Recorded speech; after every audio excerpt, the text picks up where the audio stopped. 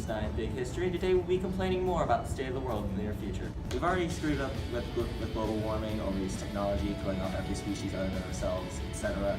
But today we discuss the future that puts every life on the planet, including ourselves, in immediate danger. Mr. Liberti, how do we know what's gonna happen? And why should we worry, thinking it might? Oh, Jeffrey, we really shouldn't be worrying about something that hasn't happened yet, that is true. But the sad reality is there's enough evidence to suggest that a nuclear apocalypse is imminent, and rather than keep ourselves up all night and worry, we're just going to explain what's going to happen.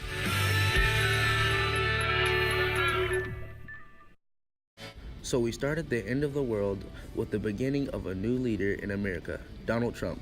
The president of a free country is a huge ingredient in this threshold.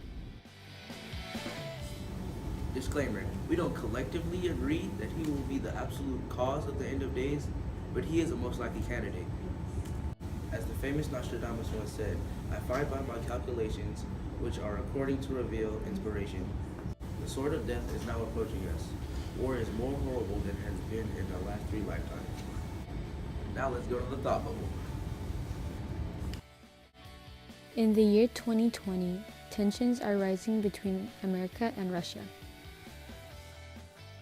America still hasn't quite gotten over the whole election hacking scandal, and Russia being shady with other countries and their elections in the meantime hasn't really helped. As well as rigging the American elections, it was confirmed by the NSA that Russia infiltrated the French election. This angered the French government that caused political warfare. Trump is re-elected in 2020, and once again, Russia is caught hacking and swaying the votes towards Trump instead of Kanye West and Dwayne Johnson. Trump then decides to attempt to turn the public's attention and rage towards Syria and ISIS. Unsurprisingly, the public is having none of it. Trump goes to China and tries to convince them to help wipe out ISIS, but mess up and constantly pronounces China, China. No, seriously, but Trump denied access to South China Sea to any country besides themselves, causing China to ally with Russia out of spite. Another big problem appears that could cause mass extinction. Scientists and military power find a way to advance weapons such as nuclear bombs. At this point in time, a large chunk of the world's population could be wiped out because of mass nuclear warfare.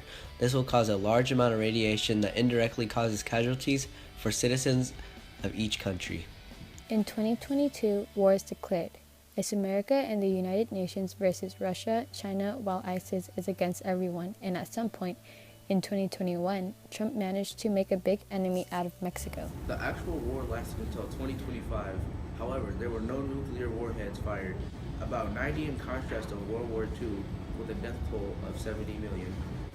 In 2025, the machines gained consciousness. They saw what we had become and fired the nukes upon the world, ending World War III before us humans could ourselves. About 3/4 of the remaining population died.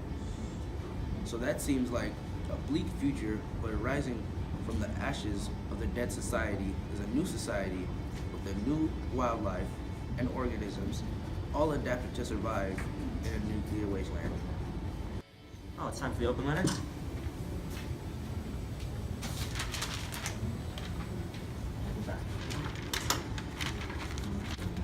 Alright, dear politicians of the world, sometimes you do some good, but 99.9% of the time you end up pushing society off the cliffs.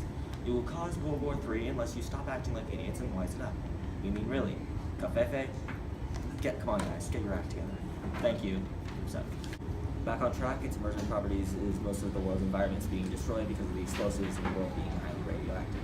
This threshold is similar to the previous ones because just like threshold 8, expansion and interconnection, valves are fought and new weapons are created. What makes this threshold so special is we are predicting the future based on theories, and the fate of humanity takes a huge turn negatively. Its diverse ingredients are arguments between Donald Trump and other countries. It is precisely arranged because past relationships can evolve into something dangerous, like warfare, or new friendly relationships that can go wrong. This makes it more fragile than the threshold that came before it, because this new complexity determines our entire future and what it can eventually lead up to. So what do you think? Is our human society doomed because of the evolutionary actions of our leaders? Or does our future hold something happy? Thanks for watching. We'll see you next time.